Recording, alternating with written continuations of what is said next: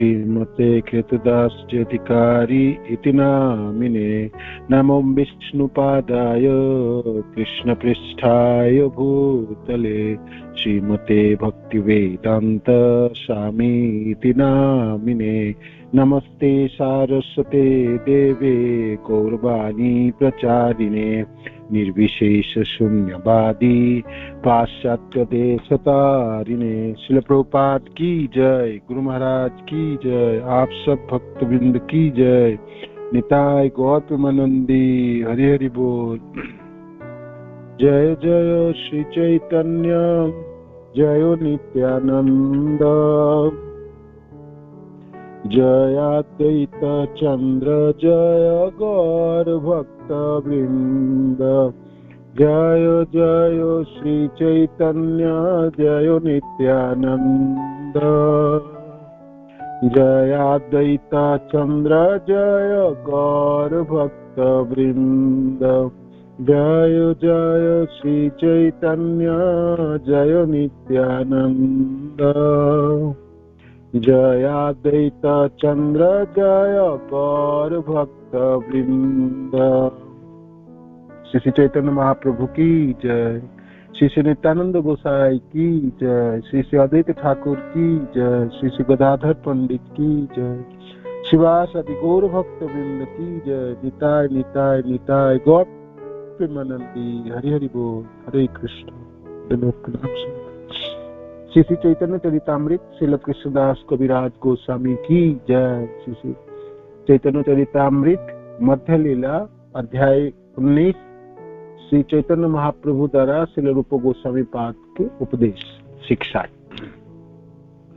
तो इस शिक्षाओं के सत्र में महाप्रभु बता रहे हैं रूप गोस्वामी पाद को, ये अनंत अनगिनत जीव है, 84 लाख प्रजातियां हैं, उनमें अनंत जीव है और हर लोकों में जीव है। इनमें से मनुष्यों की संख्या बहुत ही बिरला है, कम है, 4 लाख प्रजाति के मनुष्य, और उसमें से ज्यादा से मनुष्य तो धर्म कर्म कुछ नहीं जानते हैं, वो अपने बस कैसे भी करके पशु की तरह रहते हैं। इसमें से ज्यादा से तो म्लेच्छ, पुलिंद, शबर आदि। और इसके बाद जो लोग वेद को जानते हैं उसको आर्य कहलाता है, किंतु वेदज्ञ होते हुए भी ज्यादा से लोग तो मुख में वेद मानता है और वेद निषिद्ध पाप करे धर्म नहीं गणे। वेद निषिद्ध पाप करता है और मुख से सिर्फ धर्मों के बारे में बताता है, वो अपने जीवन में निभाते हैं। और जो लोग वेद मानते भी हैं और धर्म निभाते भी हैं, उनमें से ज्यादा से लोग तो कर्मनिष्ठ है, कर्म ही धर्म है, कर्मों के ऊपर ही निर्भर करता है। इसके बाद करोड़ों कर्मी जनों में एक श्रेष्ठ ज्ञानी सर एक श्रेष्ठ है। अनेकों कर्मियों में से ज्ञान के रास्ते चलने वाले वो श्रेष्ठ है। अनेकों ज्ञानियों में से है ना एक मुक्त, तो करोड़ों ज्ञानियों में से कोई एक मुक्त होता है ना, मुक्ति के रास्ते पे चल पाता है।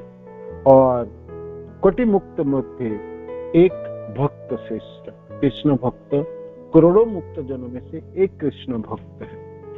कृष्ण भक्त की जो महानता है तो इससे पता चलती है। कृष्ण कोटि ज्ञानी मध्य, कोटि मुक्त मध्य, कोटि मुक्त मध्य, कोटि मुक्त मध्य एक, कोटि मुक्त मध्य दुर्लभ एक कृष्ण भक्त। एक कृष्ण भक्त कोई दुर्लभ, कोई बिरला ही होता है जो कृष्ण भक्त है। कृष्ण भक्त निष्काम, अतएव शांत, भुक्ति मुक्ति सिद्ध कामी, सकल अशांत। श्री कृष्ण भक्त ही निष्काम है, उसकी कोई कामना ही नहीं थी। वो अपने भगवान की सेवा में रत रहता है, भगवान की सेवा में तल्लीनता होती है, भगवान की सेवा में ही उनके जीवन की लक्ष्य है ना, सेवा ही उनकी धर्म है। और इसलिए वो निष्काम है, भौतिक संसार की कोई कामना उसके पास होती नहीं, होती भी है तो भक्ति के माध्यम से धीरे धीरे धीरे चली जाती है। मिश्रा भक्ति के स्तर में तो उनकी कामनाएं रहती है, जो शुद्ध भक्ति में जब वो स्थानांतरित हो जाते हैं, जब वो स्थिर हो जाते हैं, तो उसके सारी कामनाएं चली जाती है। इसलिए कृष्ण भक्त निष्काम अतएव शांत, भुक्ति मुक्ति सिद्धि कामी सकल ही अशांत। अब बाकी कर्मी हो, भोगने की मुक्ति हो, या आपकी सिद्धि कामी है जोगी लोग, तो सभी अशांति रहता है, सभी अशांति रहता है। तो कृष्ण भक्त जनों के बारे में आगे महाप्रभु कहते हैं, मुक्ता नाम सिद्ध्या नाम नारः धनपरायण सुदुर्लभ प्रशांतात्मा कोटि सोपी महामुनि। करोड़ों में से कोई, करोड़ों करोड़ मुक्त जनों में से जो नारायण की भक्ति करते, भगवान कृष्ण की भक्ति में रत है, वो तो सुदुर्लभ है, बहुत ही विरला है, दुर्लभता है। करोड़ों मुक्त जनों में से आपको कोई एक बिरला आपको भक्त नजर में आता है, और वो प्रशांत आत्मा, प्रशांत शांत सम्यक रूपे में शांत प्रशांत है ना। और कोटि सोपी महामुनि, कोटि सोपी महामुनि, हे महामुनि, ये भागवत की श्लोक है ना, भागवत से लिया गया है। तो इसके ऊर्ध्व में ये पढ़े हमने। अब आगे अब शुरुआत करते हैं। आज के श्लोक 151 से स्टार्ट है। हरे कृष्ण।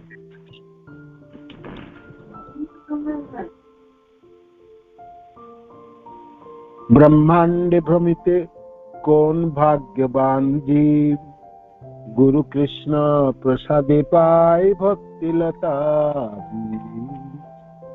माली हइया करे सेई बीज आरोपण, श्रवण कीर्तन जले करे सेचन।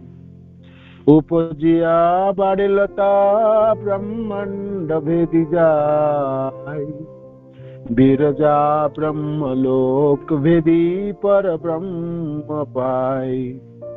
तबे जाई तदुपरि गोलोक वृंदावन, कृष्ण चरण कल्प वृक्षे करे आरोहण। तहा विस्तारित हइया फले प्रेम फल, इहा माली सेचे नित्य सबना जाओ।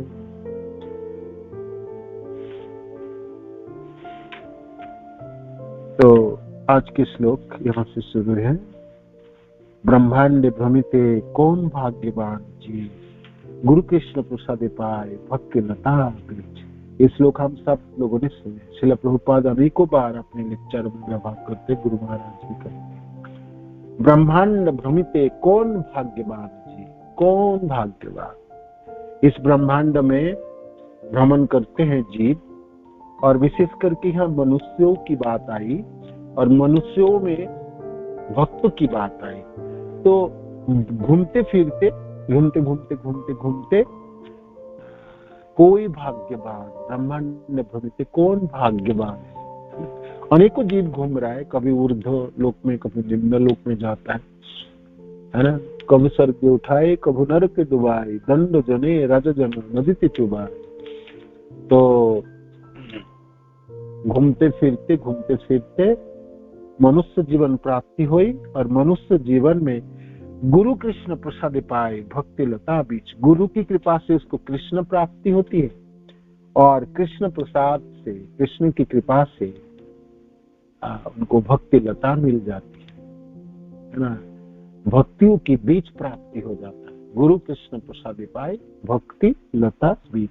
सारा जीव अपने अपने कर्मों के अनुसार समूचे ब्रह्मांड में घूम रहे हैं। इनमें से कुछ उच्च ग्रह मंडलों को जाते हैं, और कुछ तो निम्न ग्रह में। ऐसे करोड़ों भटक रहे जीवों में से कोई एक अत्यंत भाग्यशाली होता है, जिसे कृष्ण की कृपा से अधिकृत गुरु का सानिध्य प्राप्त करने का अवसर मिलता है। कृष्ण की कृपा से गुरु प्राप्ति होती है, कृष्ण की कृपा से गुरु के सानिध्य प्राप्ति होती है, और फिर गुरु की कृपा से फिर पुनः से वो कृष्ण की चरणाश्रित हो जाता है, और भक्ति प्राप्त करके वो अपने अपने आध्यात्मिक जगत को प्राप्त करता है, जो उसका निजी जगह है, शाश्वत सेवा में संलग्न हो जाता है। ब्रह्मांड भमित कौन भाग्यवान, कौन भाग्यवान। गुरु कृष्ण प्रसाद पाए भक्ति लता बीच, गुरु कृष्ण प्रसाद पाए भक्ति लता। कृष्ण की कृपा से गुरु प्राप्ति है, और गुरु की कृपा से पुनः कृष्ण की चरणाश्रित होके कृष्ण प्रेम प्राप्ति करता है, कृष्ण धाम प्राप्ति करता है, और जीवनों की सारी समस्याओं की समाधान करके नित्य सेवा में संलग्न हो जाता है ना। ये जीवन की सब समस्याओं की समाधान है, सारी प्रश्नों के उत्तर है, सारे चक्र आवागमन सब रुक जाता है ना। तो भक्ति किस प्रकार महान है, और किसी को भक्ति की लता बीच मिल गई तो क्या अद्भुत प्राप्ति, क्या अद्भुत प्राप्ति। महाप्रभु ने गिनाए ना अपने, अनेकों जीव है, उनमें से तो कम, बहुत कम तो मनुष्य है, बहुत ही कम संख्या मनुष्य की है, नहीं तो बाकी कीड़े मकोड़े और सब मिल के है ना, नमक है ना, जलज नवलक्षाने, जल में तो 9 लाख जीव रहने वाले हैं, पशु पक्षी तो 20 लाख आदि है, ऐसे करके गिनाए ना। 84 लाख में से 80 लाख प्रजातियों तो पशु पक्षी आदि, कृमि कीड़े मकोड़े, सिर्फ 4 लाख प्रजाति मनुष्य, चतुर्लक्षानि मानव है ना, 4 लाख, और उसमें से 4 लाख प्रजातियों में से मैक्सिमम ज्यादा से तो मनुष्यों की जो जाति प्रजाति है वो असभ्य है, और म्लेच्छ पुलिंद सबर, वो तो धर्म भी नहीं जानता, वो तो अपने जीवन के कोई लक्ष्य नहीं जानता, वो तो पशुवती है ना। और उनमें से भी कोई धर्म जानते भी है तो मुख में मानते हैं, उसे पाप ही करता रहता है। और जो लोग पाप नहीं करते हैं, सभ्य है और धर्म जानते भी है, उनमें से ज्यादा से लोग कर्मी है, कर्मी परायण, कर्मों में विश्वास करता है। ऐसे करोड़ों कर्मियों में से एक ज्ञानी श्रेष्ठ है, करोड़ों ज्ञानियों में से एक मुक्त श्रेष्ठ है, और करोड़ों मुक्त जनों में से दुर्लभ एक कृष्ण भक्त है। तो देखिए, जो व्यक्ति कृष्ण के भक्ति के रास्ते पे चल पड़ा तो ब्रह्मांड भ्रमित कौन भाग्यवान है जी, वो तो कोई भाग्यवान होगा, कोई बिरला होगा है ना। बाकी तो सब लोग नहीं कर्म में रहेंगे, नहीं तो ज्ञानी में रहेंगे, नहीं तो जोगी में होकर रह जाएगा है ना, और नहीं तो कोई तो भाई म्लेच्छ पुलिंद सबर आदि में रहेंगे है ना। कोई तो मुख में धर्म को मानता है और पाप करते रह जाएंगे। भक्ति तो कोई बिरला वाले करेंगे है ना। गुरुदेव की क्या अद्भुत कृपा है हम सब जनों के ऊपर, क्या असीम कृपा है, क्या असीम कृपा है। कहां से खींच के उठा के लाए हम सब, देखो है ना। बीज तो प्राप्ति होगी, बीज तो प्राप्ति होगी, उन्हीं की कृपा से होगी। अब हम नाम जप सकते हैं है ना, ब्रह्म मुहूर्त में उठ के नाम जपने के समय हम एकत्रित होते जपा क्लास में जपते हैं। आप सोचिए हमारी क्या भाग्य उदय हुई, क्या प्राप्ति हुई। महामंत्र जपने की सामर्थ्य उत्पन्न हुई, जीभ से उच्चारण करते, कानों से श्रवण करते हैं।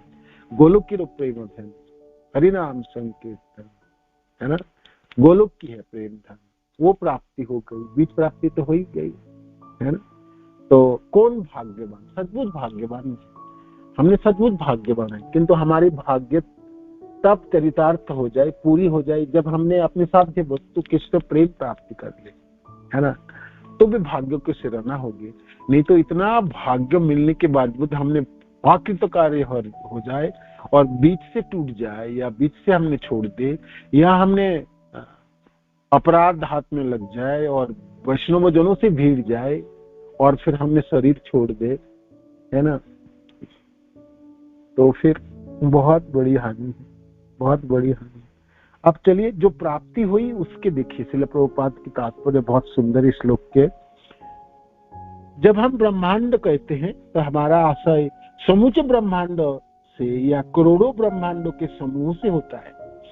ब्रह्मांड भ्रमित कौन जीव से एक ब्रह्मांड में नहीं, हम तो ये 4 सिर वाले विरिंच के ब्रह्मांड में है इस समय, जो 14 लोकों में समन्वित है ना। ऊर्ध्व में 6 लोग हैं, हमारे धरती मिलके 7 लोग हैं, और नीचे पाताल 7 लोग है, 14 लोग है ना। ऐसे करके 28 लोगों की भी ब्रह्मांड है ना। 14 दुगने 28, 14 गुने 3 का 3 गुना का 3 तेरे 12, वाहन 52, 4 42, 3 तेरे 12, 3 के 3, 42 लोगों की भी ब्रह्मांड। ऐसे करके गुना करके चलो जोगे ना, ऐसे अनेकों लोगों की भी ब्रह्मांड है। और उनके जो ब्रह्मा जी है, जो अधिपति है उस ब्रह्मांड के, वो हमारे तो 4 है, हमारे तो उनके नाम बीरिन जी। इस ब्रह्मा जी के 100 साल की आयु है, उनसे 50 साल बीते हैं। उनको एक दिनों में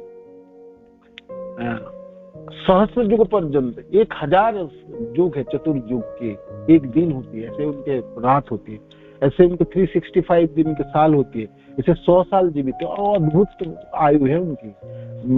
आप गिनोगे तो आप लगेगा तो ये तो अमर ही है, किंतु है, तभी उनका शरीर छूटता है। इस प्रकार ये तो हमारा बिरिंची जो 4 मुख वाले ब्रह्मांड है उनकी बात आई, उनकी आयु की। अब जो 8 मुख वाले होगी, जो 16 मुख वाले होगी, जो 32, 64, तो उनकी क्या आयु होगी, क्या सामर्थ्य होगी।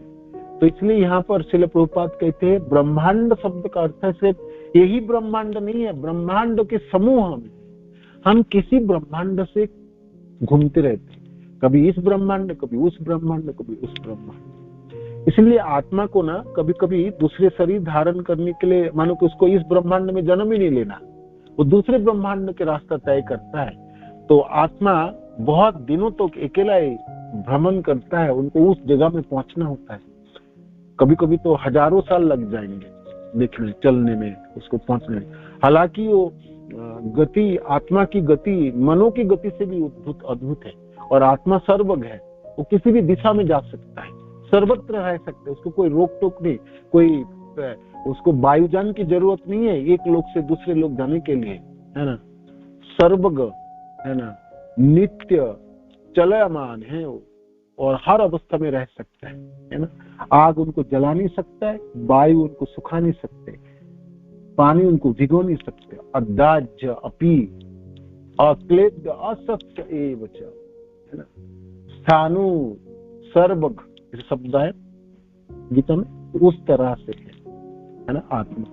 किंतु भाई उतने लंबी रास्ता तय करना, दूसरे ब्रह्मांड जाना तो बहुत समय है, तो वो समय हमारे लिए बेकार होता है, क्योंकि हमको सिर्फ स्थानांतरित होना होता है ना। कोई कार्य नहीं कर सकते, अपने प्रगति नहीं कर सकते। आपको भाई दूसरे माँ के गर्भ में जन्म होने है, वो तो फिक्स्ड, वहां जाना है आपको, है ना।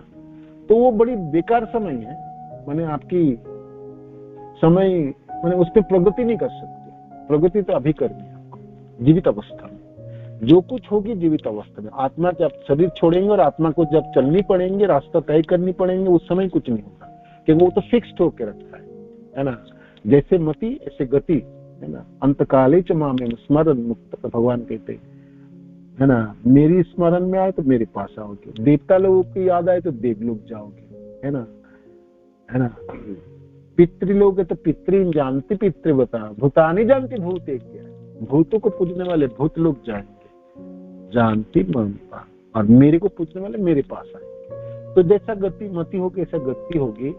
कभी कभी इस ब्रह्मांड को छोड़ के दूसरे ब्रह्मांड को किसी लोकों में जाना पड़े, होता ही ऐसा, तो बहुत समय खराब होता है, उन्हीं को साल तय करना पड़ता है ना।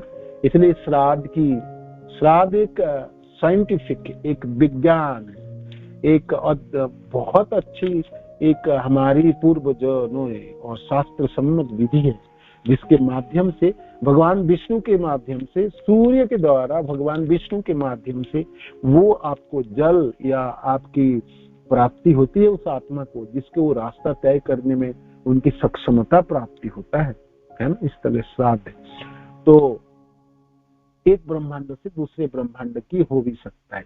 सिर्फ ब्रह्मांड भ्रमित अनेकों ब्रह्मांड में भ्रमण करता है। इसलिए यहाँ पर श्रील प्रभुपाद समूचे कहते हैं सारे ब्रह्मांड में असंख्य ग्रह होते हैं, और इस ग्रहों में जल, स्थल तथा वायु में असंख्य जीव बसते हैं।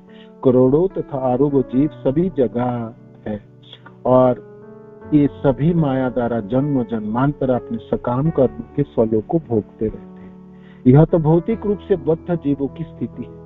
यदि इन असंख्य जीवों में से कोई वास्तव में भाग्यवान होता है तो वह कृष्ण की कृपा से प्रामाणिक गुरु के संपर्क में आता है। देखो, हमारे ऊपर कृष्ण की कृपा है ना, हम सबों के ऊपर कृष्ण की कृपा, क्योंकि हमने प्रामाणिक गुरु के संपर्क। आपको पता था जब आपने गुरु धारण कर रहे थे आपकी गुरु प्रामाणिक है?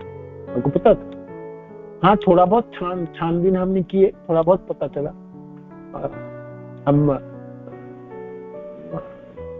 किसी को तो कुछ पता ही नहीं रहता, तो हमने गुरु शिष्य बुक पढ़ाई शुरू कराए और गुरुदेव की कृपा हुई और क्लासेस चली तो थोड़ा बहुत पता भी चलता है एक शिष्य की क्या लायकात है, गुरु की क्या लायकात है। बहुत सारे लोगों को तो पता ही नहीं चलता, जिसको गुरु रूप धारण करने जा रहे हैं वो गुरु है कि वो और कुछ है ना, बाद में पता चलता है। और मानो को बाद में आपको पता चले कि मेरा गुरु प्रामाणिक नहीं है, वो धोखे वाला व्यक्ति है, वो आपको कृष्ण प्रेम भी नहीं दिला सकता, कृष्ण के पास भी नहीं ले जा सकता, वो तो धन हड़पने के लिए रखा, आपको शोषण करने के लिए। तो फिर गया ना, आपके मनुष्य जीवन ही गई, बेकार गई। तो कृष्ण कृपा करेंगे तो प्रामाणिक गुरु प्राप्ति, आपकी प्रामाणिक गुरु प्राप्ति हो गई तो आपने सोचा कृष्ण कृपा की, इसलिए भगवान कृष्ण ने कृपा की। हे कृष्ण कृपालु, हम हमेशा कृतज्ञ रहते हैं आपके पास, आपने प्रामाणिक गुरु प्राप्ति करा दी, कितनी कृपा की आपने। अनगिनत करोड़ों जीवों में से आपने मनुष्य शरीर प्राप्ति हुई, वो भी भारत भूमि में प्राप्ति हुई, वृंदावन के नजदीक प्राप्ति हुई, और गौड़िया संप्रदाय प्राप्त हुए। उस संप्रदाय में श्रील प्रभुपाद के शिष्य हमारे गुरुदेव को प्राप्ति हुई। तो कृष्ण ने कृपा की हमारी, है ना, और कृष्ण हमारी कृपा करनी चाहते, कृपा करना ही चाहते। तो इस बार हम भक्ति करेंगे ना, और इस बार तो हम बिल्कुल अकृतकार्य हैं, इस जीवन में निकल 100%, क्योंकि कृष्ण ने कृपा किए हैं। देखो सत्य, जब आपको मानो कि ब्रह्मवादी गुरु मिल जाते या धोखेबाज गुरु मिल जाता या कोई कर्मी अपने को गुरु के रूप में रख के आपको गुरु आपने सुने ना, तो क्या क्या, तो फिर जीवन बेकार हो जाता ना।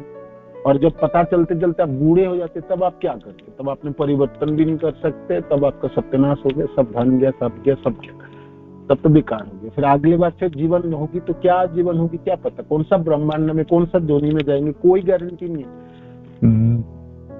कर्मना जंतु देह उपपत्ति, है ना, दैवी, है ना, शक्ति आपको संचालन करेंगे, जैसी कर्म होगी ऐसी आपकी प्राप्ति होगी। अब क्या क्या पता कितने जन्मों की कर्म आपको जगेंगे और प्रारब्ध क्या रखे, सबको पता तो है। अगली बार जो मनुष्य ही होगी और मनुष्य होके भी जब आप भक्ति कर पाओगे, कोई गारंटी नहीं, नो गारंटी है, तो नो गारंटी है ना। तो इस बार हमको देखो कृष्ण ने कृपा किया, प्रामाणिक गुरु मिली, प्रामाणिक संप्रदाय मिली। अब इस बार नहीं कर पाए ना तो बड़ी समस्या होगी, बड़ी समस्या होगी, बड़ी समस्या। आगे श्रील प्रभुपाद कहते हैं कृष्ण हर एक के हृदय में स्थित है, और यदि मनुष्य कुछ चाहता है तो कृष्ण उसकी इच्छा की पूर्ति करते हैं। यदि कोई जीव संयोगवश या भाग्यवश कृष्ण भावनामृत आंदोलन के संपर्क में आता है और इस आंदोलन से संबंध बनाना चाहता है, तो हर एक के हृदय में विराजमान कृष्ण से प्रामाणिक गुरु से मिलने का अवसर प्रदान करते हैं। यह गुरु कृष्ण प्रसाद कहलाता है। गुरु कृष्ण प्रसाद पाए भक्ति लता बीच। कृष्ण सारे जीवों पर अपनी कृपा प्रदान करना चाहते हैं, और ज्यों जीव भगवत कृपा की कामना करता है त्यों भगवान तुरंत ही उसे प्रामाणिक गुरु से मिलने का अवसर प्रदान करते हैं। ऐसा भाग्यशाली व्यक्ति कृष्ण तथा गुरु दोनों का संरक्षण पाता है। उसे भीतर से कृष्ण सहायता देते हैं और बाहर से गुरु, दोनों ही निष्ठावान जीव को इस भवबंधन से मुक्त होने में सहायता करने के लिए प्रस्तुत रहते हैं। बाहर से गुरुदेव सहायता करेंगे, कर रहे हैं, करेंगे इस जीवन के अंत तक, है ना। गुरु फिर अगले जीवन में भी करेंगे, किंतु मैं नालायक हो कि हमारा अधःपतन हो जाए तो बहुत समय लग जाएगा, बहुत खराब हो जाएगा, है ना। और अंतर से भगवान कृष्ण करते हैं। इस बार तो दोनों जनों ने कृपा एकदम कृपाओं से तो भर दिए हैं, हमारे सब कुछ ठीक ठाक चलता है। बिगड़ने वाला मैं खुद ही होता हूँ और खुद ही मैं खुद को ही अपने को बिगड़ देता हूँ। नहीं तो भाग्य हमारा अद्भुत है। इस बार हम भाग्यवान जन हैं। मैंने कहते ना कि छप्पड़ फाड़ के देने वाली बात है, ऐसे ही मिले हमको, है ना। आप पीछे मोड़ के देखो, अपने जीवन में जाओ, गुरु आपको गलत मिल जाता तो क्या होता। जैसे इस बार 225 लोग के आसपास दीक्षा ले रहे, सबको पता है जो उनके जिससे दीक्षा लेने जा रहे हैं उनकी क्या स्थिति है ना। बहुत को तो पता भी नहीं, बहुत ने तो अपने गुरु को हो सकता देखे भी नहीं है। बहुत लोगों ने 1-2 बार मिले भी, 1-2 लोग तो मिले भी नहीं। कि तो देखो मिल गया ना, उनको मिलेंगे ना प्रामाणिक गुरु, है ना। और उसको पता चलते चलते 2 साल 4 साल 5 साल बीत जाता है। कि तो देखो कृष्ण ने कृपा किया का प्रामाणिक गुरु दे दे, और प्रामाणिक गुरु प्राप्ति हो गए, वही गुरु आपको निकाल के ले जाएंगे, है ना। आप लड़खड़ाते हुए भी चलोगे तब भी वो खड़े हो उठाएंगे। क्या कहते, कहेंगे खींचेंगे फिर खींचेंगे, तो क्यों लड़खड़ाए हो, चलो उठो। उत्तिष्ठ जागृत प्राप्त वरा निवेदित, उठो जागो और आपने अपनी चीजों को प्राप्त करो, है ना। क्यों अज्ञान के अंधकार में धकेलो है, आपने क्यों गिर रहे, है ना। जब भी आपने मायूसी छाता होगा और आप थोड़ी सी ढीलेपना देते हो, तभी गुरुदेव आपको फोन करेंगे। नहीं तो आपको पूछेंगे कैसे हो, कैसे चल रहा है भक्ति, कहाँ हो, क्या कर रहे हो, है ना। मेरे को तो ऐसे ही इच्छा कर रहा था आपसे बातें कर लो, वो इच्छा नहीं, वो आपके गुरुदेव हर भक्त के हृदय की भावनाओं को उठते हुए इसके तरंग, आपकी भावना तो हृदय में उठती है, उनकी तरंगायित होती गुरुदेव के हृदय, सब कुछ जानते हैं, है ना। तो किस शिष्य को किस समय सहायता की जरूरत है, प्रयोजन है, वो कृपा है, कृपा है, कृपा है। कृष्ण के प्रतिनिधि है, कृष्ण कृपा कर रहे हैं और कृष्ण के प्रतिनिधि दोनों बाहर, एक तो बाहर से कृपा, एक तो अंदर से कृपा, है ना। ये है, इस भीतर से कृपा सहायता करे। कोई किस तरह इतना भाग्यवान बन सकता है, इसे हम श्रील नारद मुनि के जीवन में देख सकते हैं। वो अपने पूर्व जन्मों में दासी के पुत्र थे। यद्यपि वो प्रतिष्ठित कुल में नहीं जन्मे थे, किंतु सौभाग्य बस उनकी माता कुछ वैष्णवों की सेवा करते थे। जब वे वैष्णव चतुर्मास में विश्राम कर रहे थे, तब बालक नारद को इनकी सेवा करने की सौभाग्य प्राप्त हुआ। ये वैष्णव दयावश इस बालक को अपना शेष बचा भोजन दे किया करते थे। उनकी सेवा करने तथा उनकी आज्ञा का पालन करने से बालक उन वैष्णवों को कृपा पात्र बन गया और वैष्णवों की अज्ञात कृपा से वह धीरे धीरे शुद्ध भक्त बन गया। अगले जन्म में वह बालक नारद मुनि बना, जो वैष्णवों में सर्वोच्च तथा सबसे महत्वपूर्ण गुरु एवं वैष्णवों के आचार्य थे। देखो, दासी पुत्र थे नारद जी। अपनी माँ के साथ वो आते थे घर पे काम करने के लिए। उसका माँ आती थी तो छोटा सा बच्चा कहाँ छोड़ के आए, और एक लौता पुत्र है और घर पे कोई उसका बहन कोई ना था, कोई ना उसका पिता के लिए ध्यान दे चुका था। तो भाई दासी है, नौकरानी है, घर पे झाड़ी पोछा लगाएंगे, बर्तन धोएगी, तो बच्चा छोटा है तो खेलता था। तो जहाँ काम करने आती थी वो वैष्णव जनों की था, भक्त जनों की, है ना, साधु जनों की थे जो चतुर्मास कर रहे थे। तो झूठन मिला उनको, उस बालक को कृष्ण कथा श्रवण करने मिले और भर भर की कृपा मिले, आशीर्वाद प्रदान मिले वैष्णव जनों की। तो काम कैसे नहीं बनेंगे, वैष्णव जनों ने कृपा करेंगे, आशीर्वाद देंगे, भोजन आपको कृष्ण प्रसाद मिलेगा और सुनने के लिए कृष्ण कथा मिलेगी। और क्या चाहिए, और क्या चाहिए। और चतुर्मास की वो लोग व्रत कर रहे थे, तो इस बालक को तो उन्होंने सब कुछ दे दिया, है ना, महाप्रसाद, है ना। और इसके बल पे उतने बलवान हो गए, है ना। वैष्णव पद धूलि आर, वैष्णव क्या है, वैष्णव भुक्ता विष, एक 3 महावर क्या है, वैष्णव जनों की चरणों की रज, वैष्णव की झूठन, है ना, वैष्णव पद जल, वैष्णव पद धूलियार,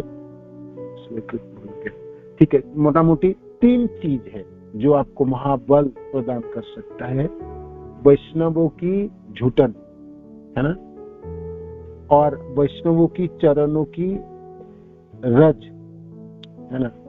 और एक क्या है,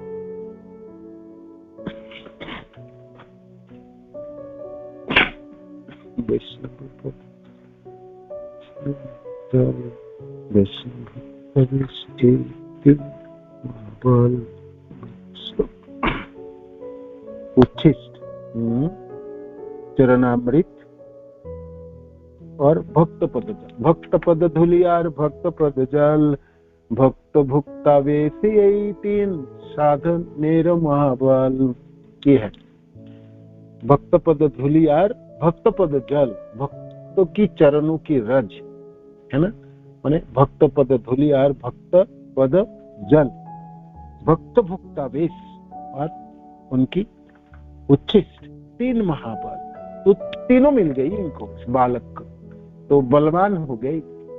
और दासी पुत्र से अगली बार जब नारद जी कथा सुना रहे थे ना, आपने शिष्य व्यासदेव जी के, उन्होंने पूछे थे कि आप नारद कैसे बने, तो उन्होंने कथा सुनाई। कहते अगली बार जब महाविष्णु से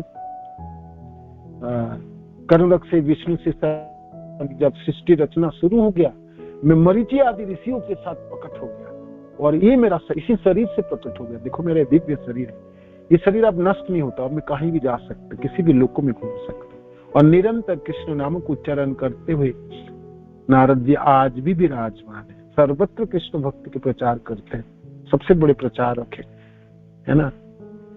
सब लोकों में प्रचार करते हैं, हम तो सिर्फ धरती में थोड़ी सी जगह में प्रचार करते हैं, नारद जी सर्वत्र प्रचार और अनेकों ब्रह्मांड में प्रचार करते हैं। और सबके लिए वो बड़े बड़े भक्त जनों के गुरुदेव हैं वो, है ना। ध्रुव महाराज की हो, भाई प्रजापतियों के अनेकों पुत्रों के उन्होंने उद्धार कर दिए, प्रहलाद महाराज की आप देख लीजिए, है ना। और नारद भक्ति सूत्रों के माध्यम से प्रचार तो हो ही रहे और आज भी प्रचार कर ही रहे महाराज, है ना। तो क्या अद्भुत है ना, क्या अद्भुत है। देखो वैष्णव की हमको कि हम गुरुदेव की कितना कृपा है, हम कितनी वैष्णव मिले, हमको कितनी वैष्णव जन मिले और सब कुछ हमारे लिए कितने आसान है, सहज है। नहीं तो आप सोचो मेरा जन्म किसी मानो कि न्यूजीलैंड में जन्म हो जाए, किसी गुफा में, अंडमान निकोबार में किसी आइलैंड में जन्म होता, मनुष्य के रूप में होता है, क्या लाभ होती, क्या होती। यहाँ आपको कलकत्ता में जन्म है, बंगाल में जन्म होगी और कर्म करते करते बूढ़े हो जाता, मर जाता, चल बसता, फिर दूसरा जन्म हो जाता। गुरु मिले, है ना, गुरुदेव मिले। मैं पीछे मुड़ के देखता हूँ जो मेरा जीवन में मेरे को क्या प्राप्ति हुई, तो मेरे को बड़ी इच्छा था जो मैं टीचिंग लाइन में जाऊं, मैं टीचर्स बनूं या प्रोफेसर बनूं, तो मेरे को बड़ी पसंद था। किसी वजह से हो ही नहीं, तो मिली भी तो मेरे को उस समय पता नहीं क्या दिमाग में और कुछ है, तो फिर दिल्ली आना पड़ा मेरे को। मैं बहुत ही दुखी था, दिल्ली आने के लिए बहुत दुखी था। मैंने बिल्कुल रोते हुए बिलखते हुए आया था। मेरे पिताजी ने मेरे को जबरदस्ती लाई दी, तो कुछ यहाँ पर भी तेरा मन नहीं है तो चल वहां कुछ कर लेंगे, तो बहुत दुखी था मैं। तो ऐसे करके मैं कभी कभी पीछे मुड़ के अपने जीवन के बारे में सोचता हूँ। तब गुरुदेव की प्राप्ति, मैंने सोचा वो मेरा परिवर्तन था। मैंने सोचा ओहो भाग्य, ब्रह्मांड भ्रमित कौन भाग्यवान जी। मैंने सोचा क्या भाग्य लेके मैं दिल्ली आया था। तब मैं रोते हुए आया था। गुरुदेव प्राप्ति हुई, इस्कॉन प्राप्ति हुआ, श्रील प्रभुपाद की शिक्षा, इतने अनगिनत गुरु भाई गुरु बहन सब प्राप्ति हुई, इतने सुंदर संप्रदाय, इतने सुंदर ग्रुप प्राप्ति हुई, है ना। अनेकों साल बिताए, है ना, और सब भक्त जनों के साथ रहे। कभी कभी कड़वी वचन भी हुई। और आज मैं अफसोस करता हूँ गुरुदेव, मेरे को सचमुच आपकी चरण आश्रित होने के दिन ही मेरे को सब पता चल जाता। चैतन्य चरितामृत के ये सारे श्लोक मेरे को सचमुच मैं पढ़ लेता, उनको पता रहता। मैं जब भी श्लोक पढ़ता हूँ और मैं मनन करता हूँ पीछे मुड़कर, जिनमें क्यों हमने ये श्लोक पढ़े नहीं थे। ये सब दीक्षा लेने से पहले तो पढ़ाई हो जानी चाहिए थी, है ना, और सतर्क होते हैं और सचेतन होकर भक्ति संपादन करते हैं और भक्तजनों के साथ व्यवहार करते समय और चौकन्ने होते हैं, है ना। मेरी वाणियों से और मेरी कार्य से एक भी भक्त दुखी ना हो, एक भी भक्त दुखी ना। हमेशा मैंने ऐसे सोचता हूँ और ऐसे प्रार्थना करता है, कृष्ण अगली बार मनुष्य जन्म हो और भक्ति मिली तो वैष्णव जनों के प्रति अपार श्रद्धा, कभी वैष्णवों में कोई खोट देखने की इरादा ना हो, है ना। कभी वैष्णवों के छोटे बड़े किसी को असम्मान ना करे, है ना। यही अभिलाषा है कृष्ण, है ना। इस जीवन में तो बहुत गलती हो गई, बहुत गलती कर ली और उस समय तो बीत गई, वो तो मैं लौटा नहीं सकता हूँ ना। चाणक्य पंडित कहता है, जो पले बिता दिए आपने वो तो करोड़ों स्वर्ण मुद्रा से उनमें से एक पल को भी नहीं खरीद कर सकते। वो तो चली गई, वो तो चली गई, वो तो चली गई, आप कुछ नहीं कर सकते हम उसके लिए, है ना। वो तो सब चली गई, काल के गह्वर में चली गई और मेरी किए गए पाप और अपराध तो मेरे को ही झेलनी पड़े, है ना। कितने कटु वचन बोले होंगे हमने कितने वैष्णव जनों के, हे कृष्ण आप कृपा करो। आपने कितनी दया करके हमने वैष्णव जनों को दिखा दिए थे, झोली भर दिए हमारे, किंतु हम मूढ़मती है और समझ ना पाया, धारण नहीं कर पाए, सबको सम्मान नहीं दे पाए, नहीं दे पाए, नहीं दे पाए, नहीं दे पाए। खूब ग्लानि होती, एक सुंदर सा आनंद की स्फूर्ति होती, गुरुदेव को प्राप्ति की, चरणाश्रित हुए, फिर मनों में आते अनेकों वैष्णव प्राप्ति, गुरुदेव की कृपा से अनेकों वैष्णवों के साथ संपर्क हुए, सानिध्य प्राप्ति हुई, किंतु यथाजग को सम्मान नहीं दे पाए, वो सब चले गए। आज हमेशा मनों में लालसा रहती है, काश हमने ये सब श्लोक पढ़ लेते होंगे, श्रील प्रभुपाद के सब तात्पर्य हम पढ़ लेते। वैष्णव वीर लाए हैं, वीर है, सचमुच वीर है, सचमुच वीर है। कृष्ण नाम जपने वाला व्यक्ति वीर ला है, वीर ला है। तिलक काटने वाले, गले में कंठ धारण करके नाम उच्चारण करने वाला व्यक्ति पूरे ब्रह्मांड में वीर ला व्यक्ति है, पूरे ब्रह्मांड में वीर ला व्यक्ति है। वो प्रणम्य है, प्रणम्य है। दूर से दंडवत प्रणाम करो, मन से प्रणाम करने के योग्य है, अंतरात्माओं से प्रणाम करने के योग्य है। मानो कि वैष्णवों में कोई खोट हम देख भी लिए, लाखों करोड़ों करोड़ों कर्मियों में से एक ज्ञानी श्रेष्ठ है, करोड़ों ज्ञानियों में से एक मुक्त व्यक्ति श्रेष्ठ है, करोड़ों मुक्त जनों में से कोई बिरला कृष्ण भक्त होता है।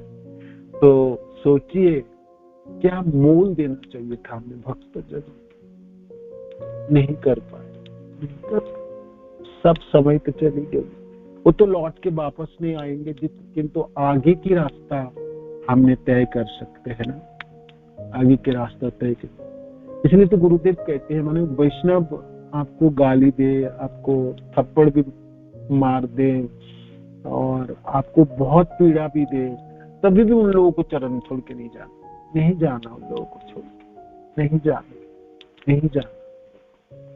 खूब कोसे, खूब कष्ट भी दे, है ना, खूब प्रताड़ित करे और मानो कि शारीरिक निग्रह भी करे, है ना, तब भी वैष्णव को नहीं छोड़, तब भी नहीं छोड़ के जाए, तभी भी नहीं छोड़ के जाए, कितनी कष्ट क्यों ना हो, तब भी नहीं, तभी भी। क्योंकि वैष्णवों को छोड़ हम दिए तो फिर पूरे संसार जलता हो, वहां तो बिल्कुल भस्मीभूत हो जाए, वहां तो कुछ भी ना मिलने वाला, कोई ना बचाने वाला, है ना। कोई वैष्णवों की मार खा ले, गाली खा ले, थप्पड़ खा ले, है ना, तो अभी भी बचने की तो पूरी आशा है, उनके झुटन तो मिलेंगे, पद जल तो मिलेंगे, है ना। तो ये है जीवन, है ना, ये है जीवन। भक्ति तो मिली, भक्ति बीच में भी प्रामाणिक गुरु मिला, प्रामाणिक गुरु। ये एक प्राप्ति तो अद्भुत प्राप्ति है। जब भी मैं सोचता हूँ आंखों में सचमुच रोने का मन होता है, मुझे ऐसा क्या भाग्य था जो ऐसे गुरुदेव प्राप्ति हो गए, है ना। अनेकों साल के बाद पता चली जो मेरा गुरुदेव इस प्रकार है। प्रामाणिक क्या शब्द होती है, प्रामाणिक गुरु किसको बोलते हैं, हमने तो 12 साल के बाद पता चली गुरुदेव के साथ मिलने के बाद। और बहुत सारे गुणावली अभी पता चलता है, इससे पहले तो पता भी नहीं इतने साल। तो मैंने भगवान कृष्ण को हमेशा कहता हूँ, क्या कितने कृपालु हैं आप ऐसे व्यक्ति को आपने हमारे पास लिया है, सानिध्य प्राप्ति करा दी, चरणाश्रित करा दी, है ना। हे कृष्ण, करोड़ों जन्म है और मैं सेवा कर पाऊँ आपकी कृष्ण जनों की, तभी भी इस ऋणों से तो कभी भी उत्तीर्ण नहीं हो पाऊंगा, क्योंकि आपने मेरे को अपने प्रामाणिक गुरु, मेरे गुरुदेव के साथ आपने मिला दिया। हे कृष्ण, हमेशा मैं ऋणी रहूंगा, हमेशा।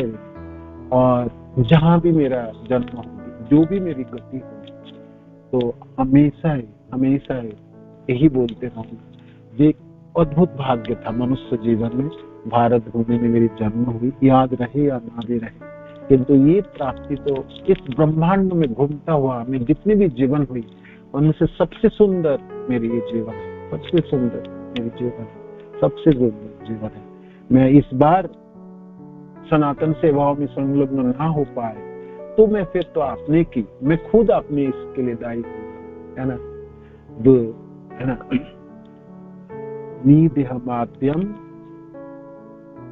निदेहमाद्यम सुलभम सुदुर्लभम। ये जो मनुष्य शरीर है सचमुच दुर्लभ है, सुदुर्लभ है। हालांकि घूमते घूमते मिल तो गया, तो इसलिए निदेहमाद्यम सुलभम, सुलभ से प्राप्ति हुई तो ऐसा बोल सकते, किंतु है तो दुर्लभ। निदेहमाद्यम सुलभम सुदुर्लभ, प्लावम सुकल्पम गुरु कर्म था। और बहुत अच्छी नौका है भवसागर को पार निकालने के लिए और शाश्वत सेवा में संलग्न होने के लिए गुरु करना। और उसी नौका के कर्ण था कंदादित्य गुरुदेव है। मया अनुकूलेन नभस्सता ईडितम, और मया अनुकूलेन भगवान कृष्ण कहता है, और मेरी शिक्षा है वो अनुकूल हवा है। मया अनुकूलेन नभस्सता ईडितम, जो पीछे धक्का देता है, उस नौका को पार लगने के लिए सहायता करता है। पुमान भवपदीन ना तरेत। इतना कुछ प्राप्ति के बाद मनुष्य अपने इस भव संसार को पार नहीं लग सकता। स्व आत्मा, वो तो अपने आत्मा को ही मार देंगे। तो इस बार की प्राप्ति हमने जो हुई, हमने अपने लक्ष्य वस्तु को प्राप्ति नहीं कर पाएंगे तो सचमुच हम अपने आत्मा को जकड़ देंगे, बिल्कुल जकड़ देंगे, है ना, और मार देंगे। तो यही है। नारद जी के इसमें लिखा है, नारद मुनि के पद चिन्ह पर चलकर यह कृष्ण भावनामृत आंदोलन हर व्यक्ति को कृष्ण के संपर्क में आने का अवसर प्रदान करके मानवता की सेवा कर रहा है। जो कोई भाग्यशाली होता है वह इस आंदोलन से तुरंत जुड़ जाता है, तब कृष्ण की कृपा से उसका जीवन सफल हो जाता है। हर व्यक्ति में सुप्त कृष्ण भक्ति होती है, कृष्ण के लिए प्रेम होता है और अच्छे भक्त की संगति में वह प्रेम प्रकट हो जाता है। चैतन्य चरितामृत मध्य 22:103 में कहा गया है, नित्य सिद्ध कृष्ण प्रेम साध को बुनय, शबनादि शुद्ध चित्ते करहो उदय। हम हर एक के भीतर कृष्ण के प्रति सुप्त भक्ति होता है। केवल भक्तों की संगति करने से, उनके सदुपदेश सुनने से तथा हरे कृष्ण मंत्र के कीर्तन मात्र से कृष्ण का सुप्त प्रेम जागृत उठता है। इस तरह मनुष्य को भक्ति का बीज प्राप्त होता है। गुरु कृष्ण प्रसाद पाए भक्ति लता। सुनना है आपको, है ना, सुनना है। महामंत्र उच्चारण करेंगे और सुनेंगे। भक्त जनों के बीच रह के कृष्ण कथा श्रवण करेंगे। भक्त जनों के श्रीमुख से भागवत की कथा श्रवण करेंगे। भक्त जनों के बीच में रह के कीर्तन करेंगे। भक्त जनों के बीच में रह के अन्य सेवा संचालन करेंगे, है ना। ऐसे करते करते करते करते भक्त जनों के पीछे खड़े होके आप पीछे मुड़ के एक दिन देखोगे सचमुच कृष्ण आपके साथ ही तो है, अनुभव भी हो जाएंगे, है ना। हृदय में तो है ही कृष्ण, बाहर भी आप दृश्यमान हो जाएंगे और शरीर छोड़ने से पहले ही भगवान कृष्ण के हाथ पकड़ के हम अपनी शाश्वत सेवा में संलग्न हो जाएंगे, है ना। सब प्राप्ति हो जाएगी, सब प्राप्ति हो जाएगी, है ना। कौन भाग्यवान है, गुरु कृष्ण प्रसाद पाए भक्ति लता भी, है ना। ये बहुत सुंदर श्लोक है, बलिष्ठ श्लोक है, महाप्रभु के श्रीमुख से सबसे सुंदर श्लोकों में से एक, है ना। जब भी इस श्लोक की पढ़ाई होती है और वर्णन होती है तो हृदय आशा से भर उठती है ना। अनेकों कमी है मनुष्य के जीवन में, अनेकों बाधाएं है कलियुग के प्रभाव से। संकल्प हम और कुछ करते हैं, हम कर भी पाते हैं, भक्तजनों के प्रति भावना रखना चाहते हैं, वो हो नहीं पाता है ना। हम अनेकों चीजों की कुंजी बना के अपने जीवन में भरने के लिए प्रयत्न करते हैं, होते नहीं। किंतु ये श्लोक पढ़ते समय सचमुच हृदय भर कि क्या कृपा की गुरुदेवा, क्या कृपा किया, क्या अद्भुत कृपा की, है ना। इसी एक चीजों में तो शरीर छूट जाए तो तब भी ठीक है, बाकी मन को कुछ भी ना प्राप्ति हो, गुरुदेव की कृपा प्राप्ति हुई बस, है ना। गुरु कृष्ण प्रसाद है भक्ति लता श्रील प्रभुपाद हम पर इस लाइन को तात्पर्य 4 बार प्रयोग किया, गुरु कृष्ण प्रसाद भक्ति लता। हम सब भाग्यवान, सचमुच कृपा तो मिल ही गई, प्रामाणिक गुरु प्राप्ति होगी, कृष्ण की कृपा मिल गई, और प्रामाणिक गुरु प्राप्ति होगी तो गुरु ने तो कृपा दे के ही रखे हैं, है ना। हमने जबरदस्ती करके उसको ग्रहण नहीं करना चाहते हैं और मुंह एकदम मिट्टी पे डाल के रखते हैं। वो कोई पक्षी होता है ना, उसका क्या बोलते हैं, वो जब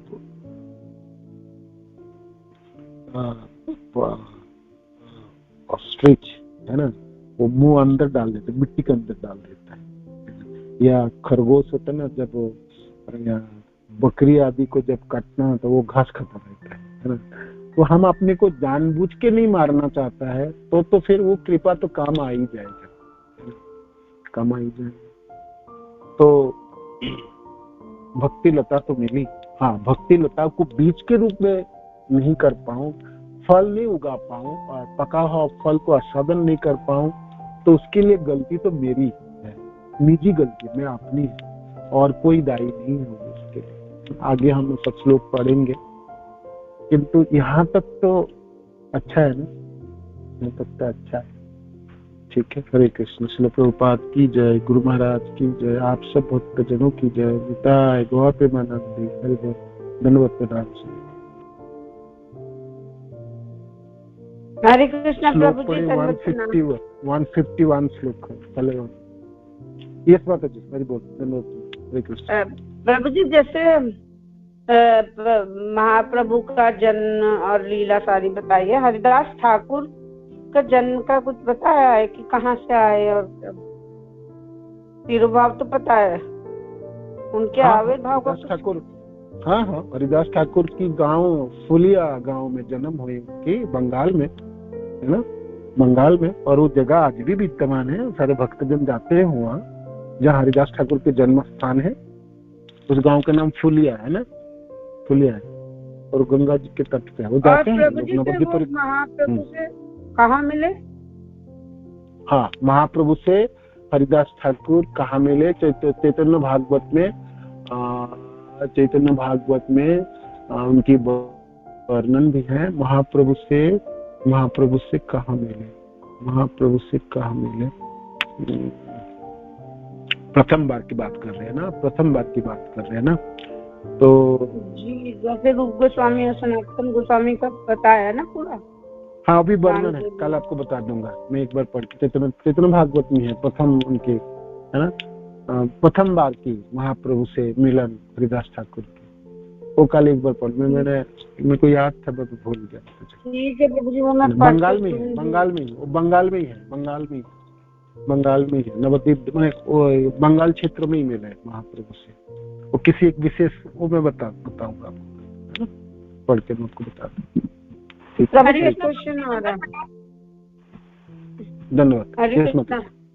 प्रभु जी एक क्वेश्चन ये था कि वो जो हृदय चैतन्य ठाकुर जो भी थे, फिर वो श्यामानंद पंडित का तिलक बदल गया, वो क्या है कथा? मतलब पता तो है राधा रानी ने के घुंघरू का है, तो वो थोड़ा ऐसा बताइए ना। वो ललिता सखी को राधा रानी ने कहा वो कथा आपको सुनाएंगे एक बार, वो कथा सुनाएंगे, उसके लिए थोड़ा समय लगेगा, वो सुनाऊंगा, ठीक है।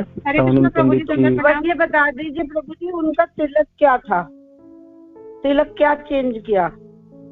तिलक चेंज किए उनके राधा रानी के नुपुरों की तिलक बनाए उसको, है ना, राधा रानी के नुपुरों के तिलक, और बीच में नुपुर की चिन्ह होती है। ऐसे तो हमने ऊर्ध्वपुंड तिलक धारण करते ना अपने, हमारे बीच में, हाँ हमारे ऊर्ध्वपुंड तिलक ऐसे ही तिलक है और बीच में नुपुरों की चिन्ह होती है। तो सामानंदी गोष्ठी लोगों ने जो तिलक पहनते हैं ना, अभी भी अपनी राधा श्याम सुंदर मंदिर की तरफ जाओगे, वहाँ के भक्त लोग तिलक पहनते हैं। अब देखो तिलक हमारे जैसा ही है, किंतु बीच में चंदनों की फोटा के जैसा है, नुपुरों के फोटे जैसा है ना, जैसे बीच में पहनते हैं ना। आप हमने रेमुना जाएंगे, रेमुना भी लोग भक्त लोग ऐसे पहनते हैं। तो उसकी कथा प्रभु जी उस पर नीचे लिखा हुआ है कि वो वैष्णव तिलक है, और जो हम लगाते हैं वो कृष्ण का तिलक है, और फिर एक तिलक वो जो तिरुपति बालाजी के लगा होता है वो विष्णु। तो ये ऐसे कैसे समझे इसको? आपको वैष्णव तिलक है, आपके कृष्ण तिलक है, ठीक है। आपको ज्यादा समझने की जरूरत है, एक ही है तीनों के, एक ही, बहुत ज्यादा भेद नहीं है इसमें, बहुत ज्यादा फर्क भी नहीं, ठीक है ना। उतने सूक्ष्म में आपको जानने की जरूरत नहीं, तीनों एक ही है। आप जिस स्तर के हैं, संप्रदाय पंडित हमारी परंपरा है, श्यामानंद पंडित हमारी परंपरा है, हमारे आचार्यों में आता है, हमारे आचार्यों के श्रेणी में आता है जीवक। नहीं अलग नहीं बन गया, अलग कैसे बन गया?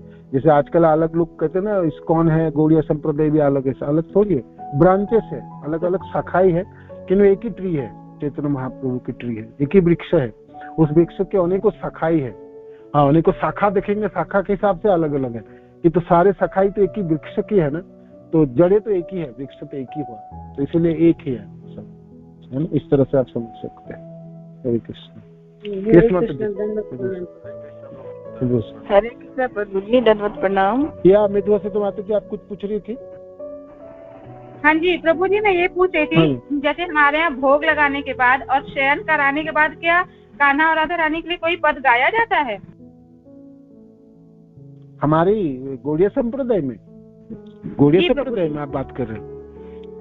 जी। हाँ, भक्त लोगों ने भगवान को सुलाने के बाद अपने भक्तियों की तीव्रता मात्रा के अनुसार कुछ पद गाते भी है, नहीं तो जनरली जो रूल्स है, आप भगवान को सुला दिए तो फिर और कोई डिस्टर्बेंस नहीं चाहिए। फिर तो हाँ, सुलाते समय कुछ गा के सुला रहे हैं, बाकी आपने उस समय आपने नाम जप आदि कर रहे, कीर्तन कर रहे, वो सब होते हैं।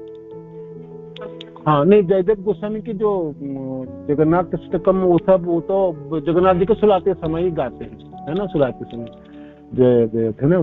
तो राधा कृष्ण के भी सुलाते समय, जो राधा कृष्ण के वो लोग भी कुछ पद गाते हैं, किंतु सुलाते समय, सुलाने के बाद नहीं।